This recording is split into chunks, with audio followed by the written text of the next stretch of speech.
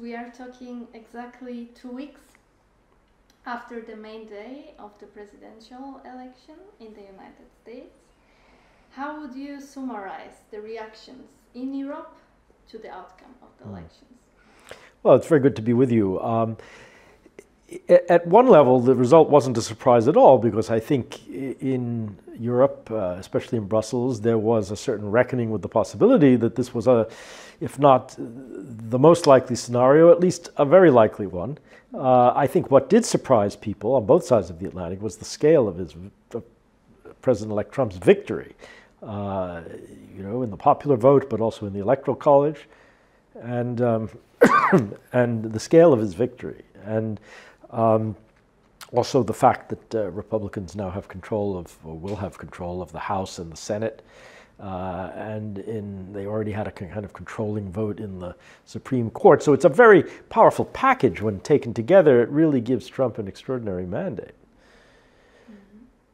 And how do you assess these, let's say, the noises before and after the election? There were a lot of speculation already about how his agenda would change, and now in the second term. But a lot of European leaders welcomed his electoral victory widely, we can say. How do you assess this kind of division between those? Well, I think of course, Europe had an experience once with the Trump administration, and for many, not all European countries, it was rather uncomfortable. I think it's perfectly true that there are governments, and many in the public in Europe, who are perfectly comfortable with Trump's victory. At sort of official levels in the Brussels system, that's not generally the case. There's a lot of discomfort here, whether it's about trade, or it's about economics, or it's about defense planning. There's a lot of concern about what another Trump administration would mean, and I think there is in general a belief that this time around his agenda could be more pointed, sharper focus on certain key policy issues, and maybe even more effective in pursuit of those, because he has the experience of the first 4 years that he had from 2016, and has moved very quickly, in fact, to nominate and appoint people who have very strong policy views. So, there is. I think we shouldn't hide the fact that there's a great deal of concern in Europe, because at the end of the day, most Europeans want predictability from the United States. And I suspect another Trump administration will bring anything but predictability. Mm-hmm. Exactly. You mentioned these different plannings of Trump. Can we go deeper? And could you explain more about Trump's agenda for his second term in terms of economy, defense, migration, climate policy, very important topic for the EU, but also healthcare, important for the people in the United States. Well, that's true. I think a lot of his agenda really is focused on domestic public policy in the United States. I think there are different aspects to this, and it's visible also in the people he's choosing to appoint and to nominate. Many of them have to be confirmed by the Senate still, but we'll see. But they have very strong views, mirroring in some sense the president's preoccupations around a few issues: economic nationalism, economic revival, a very kind of America First outlook when it comes to trade and finance. I think that's part of it. I think a generally cautious attitude when it comes to foreign policy, but not isolationist. I think that's the wrong term to use. It's actually more likely to be unilateralist than isolationist. But in general, I think Trump seems much more focused on economic concerns than he is on security concerns. I mean, that said, there are some issues like China, above all, and Iran, where the administration could prove very activist. Interestingly, there are very few things these days that Republicans and Democrats agree on in Washington, but a harder line on China is probably one of them. So in that sense, it's not really a departure. What is a departure would be his very radical proposals when it comes to the level of tariffs that he seems willing to impose on China above all, but also potentially on allies and partners around the world as well. And this would have enormous implications for Europe, as indeed it would for the United States. Mm-hmm. Yeah, you mentioned these tariffs that the Trump administration might impose. How do you assess the impact of these on European competitiveness, and also with a view to the recent Mario Draghi report on competitiveness? I mean, we'll have to see actually what Trump does in office. He had spoken about very high levels of tariffs. Today he issued a statement in which he was talking about reciprocal tariffs, in a sense mirroring tariffs that are imposed on American products. This is a very different kind of approach. So we'll have to see what he actually winds up with. But clearly he's interested in that. I think part of the discussion here in Brussels, especially about the implications of another Trump administration, has to do with the way in which it underscores an existing debate in Europe about economic competitiveness. All the issues the Draghi report and others have raised about the sort of structural uncompetitiveness of Europe when it comes to technology, when it comes to an innovation culture, when it comes to many different things, investment. Those are very difficult things to fix, actually, even without the question of very high levels of investment that Mario Draghi called for. It's not clear whether that will happen, but in any case, there are deep cultural issues there, and also goes to the question of social models on both sides of the Atlantic. And so, in a sense, there are tough debates about economics and social models and defense as well that were already ongoing in Europe, and the election of Donald Trump, re-election of Donald Trump, has made these even more pointed. Mm-hmm. Yeah, you mentioned defense, very important topic for the people in Europe. What do you think, what will Trump do to put an end to the war in the Ukraine? Well, he seems to believe that he can bring the parties to some sort of a useful negotiation, at least if not around a settlement, at least around a ceasefire. I think most people would want that, frankly. Many would not like to see it at the expense of Ukraine's sovereignty. That's a different question. But in terms of making a sharp break with past practice, I think that's sure to happen. I think everyone expects this, from President Zelensky to President Putin. And in general, something is likely to move. What it is, how it ends, very unclear, but it clearly is a priority for him, in part because he would like to focus on other things. I think in the end, he's actually quite averse to military risks, as indeed the Biden administration was in some respects with regard to Russia. But I think he pushes this further. But also it's all about, and especially for him and his advisors, it's all about being able to focus more effort on risks in Asia. And dealing with China as a peer competitor, or would-be peer competitor. That's a very different sort of strategic problem, and it would require a reorientation of American policy, but also spending and forces elsewhere. And then there's the burden-sharing piece. Clearly, President-elect Trump has an obsession with the lack of European burden sharing, free riding on America's defense spending for decades, as he sees it. I think it's actually a rather complicated equation, and a lot of American interests are also engaged in the fact that we are here in Europe. It's not philanthropy, in my view. We're doing it for good strategic reasons. But the burden sharing issue is there, and any American administration, whatever the party, was going to bring that issue to the fore again. No doubt President-elect Trump will bring this very forcefully with his usual very forceful style. And Europe will have to figure out how to respond. But of course, rather like the economic competitiveness issue in the Draghi report questions, this is not easy to solve in Europe. This is not something that can be done overnight. To build a defense capability in Europe that would be capable of replacing the United States in terms of deterring Russia and meeting other risks would be the work of many years, an enormous investment, and maybe shifts in strategic culture that Europe isn't prepared to undertake. But all of that will be tested with the new Trump administration. I don't think that the scenarios, the more extreme scenarios about the United States withdrawing from NATO, for example, are very realistic. I think that's very unlikely. Could the United States make life difficult inside the alliance, as it has sometimes in the past? Certainly it could. and we're not the only ones. But in that sense, it could be quite an adventurous time in NATO. But I don't see the United States withdrawing from the alliance. It's simply not in our interest to do it. President-elect Trump has also had quite a tough stance on climate policy, both for the United States but also internationally. While the European Union often is, let's say, a regulatory leader in terms of climate policy. How do you assess this under the Trump administration and also with a view to international climate agreements? I mean, this is clearly one of the areas where another Trump administration is going to be controversial for Europe. It's likely to be an area of very considerable difference between the United States and Europe. I would fully expect that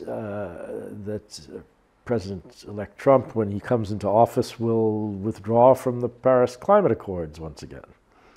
That will be very much opposed in Europe, obviously, and it has enormous meaning for global climate policy, because without the United States, in some sense, on board, and the United States and China, other actors, but anyway, certainly the United States, it's very difficult to have substantial progress. I mean, the world wasn't doing so well on this front anyway. I think it's going to be very, very difficult to make progress if the United States isn't committed to it. That said, I don't think President Trump himself is a kind of climate denier. I don't think it's so much that he's denying the sign, that he's just skeptical and doesn't see the utility of multilateral approaches to the problem. And that's, if I may, a broader point, I think, which touches on EU interests in particular, that I think if you look at how President-elect Trump looks at the world and foreign policy and economic policy, he tends to see the world not through institutions, or even sometimes through nation states, bilateral relationships, but above all through individual leaderships, personalities. That's not so unusual, it's not uncommon, but I think he takes it to something of an extreme.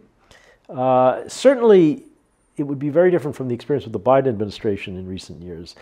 I think the Biden administration, even more than the Obama administration, for example, was very keen to see the European Union in its own right as an interlocutor on a whole set of issues, not just on trade, but on different things. I do not think that will be the case with the Trump administration. And of course, that makes a very big problem on things like trade, where it is an EU competency for Europe. Yeah, it's a very interesting topic, this choosing personalities. So let's talk about this.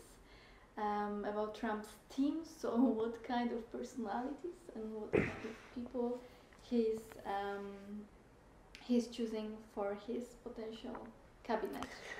People who will shape the political direction of the United States. Well, I think it's important to remember that in the American system, of course, you have cabinet appointees, you have appointees of all sorts in the White House and so on, but also thousands of people who come in as political appointees when administrations change, sometimes in very important policy roles. So at the moment, we're talking about very high-level cabinet nominations and appointments which can be made without confirmation in the White House. But there are many others who will be coming in over the next months, and they are likely to have very pronounced political agendas. I think the last time around, in the last Trump administration, there was really no expectation, in a way, no preparation, or very little preparation for actually winning.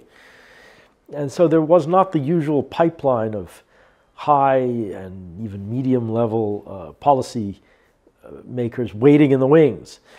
This time there is. Although even in the context of that, he seems to be reaching for people with very, very strong political and public profiles, controversial, many of them even within his own party, actually. And it's not at all clear that some of these nominees will actually be confirmed by the Senate, even a Republican-controlled Senate. So in that sense, we'll have to see. But he's certainly not reaching for a mix of moderates and more extreme voices. These, with one or two exceptions, tend to be more from the very ideological camp. And do you think that will impact the way that these picks for the cabinet will work together with their European counterparts? Do you think there will be some difficulties, some friction, or do you think this will not really change? No, no doubt. It makes a difference. I mean, the personality of the president, above all, makes a difference. But it's not just. You know, there are very important interactions between the United States and Europe on all levels, in many different policy areas, conducted by at ministerial level, but also below that. And so who comes into an American administration really matters. On the European side, yes, there are political changes at the top, but in general, much of this diplomacy on a day-to-day basis is carried on by career diplomats or career agency officials. That's not necessarily the case on the American side. There are a lot of people with strong political agendas and political loyalties who will come in. That's true in any administration, and they can be more or less easy to deal with. If they come with very strong ideologies, especially on some issues where Europe sees itself as a leader, the US perhaps isn't interested. Climate is an example. There are some other examples. Privacy policy. That could make life very, very difficult across the Atlantic. There were many voices that now it's time that the Europe needs to get closer and get stronger. Do you think that the Trump administration will be driving force behind the EU enlargement, or will it hold the bloc back from growing, particularly with a view to the countries in the Western Balkans, where the US is present? I'm not sure the United States would have particularly strong views on the question of enlargement in the Western Balkans or elsewhere. I think they would view it as a European issue for Europeans to decide. I think in general there will be a lower level of interest in the EU as an institution, and there will be a tendency to see certain areas in the European neighborhood as basically Europe's responsibility. The Balkans, the Mediterranean, the Middle East, some of it anyway, as part of this burden-sharing argument. You know, this is Europe's neighborhood, you should take care of it. That could be the argument. So I think that's what I would expect from this administration on that front. Okay. Yeah, thank you. I think yeah, that was us. Yeah. I mean, the only other thing, if you'll allow me, just another point if it's interesting for you, is that, you know, this is the largest economic and security relationship on Earth across the Atlantic. It's enormous, both in its scale and its depth and its meaning in terms of our interests. And so whatever the political turmoil and turbulence and changes on both sides of the Atlantic, it's not going to go away. There still will be a lot of actors with strong stakes on some of the issues that we've been talking about, including climate, for example. California. California is the 7th largest economy in the world. It is possible in some areas, not so much on security and defense, but in some areas, for Europe to do a lot of business with states, with businesses, with civil society, with cities. Again, not in all areas, not on the high sort of foreign and security policy questions, but on many areas. So I mean, the relationship will go on, it will continue, it will be more or less functional. I think that's very important. In terms of whether Europe comes together as a result of this or not, is a really, first of all, it's an old question, it's not a new one, but it's given a special kind of impetus by this election in the United States, the result. And it seems to be an open question whether Europe sees this as an opportunity, a necessity, in fact, to increase its integration, especially on things like defense and economic innovation, or whether countries decide to sort of go it alone, in a sense, strike their own deals, or adopt more national policies dealing with Washington. On trade, it would be extremely difficult, but on some things, it could be possible. Those are two starkly different futures for Europe. We'll have to see.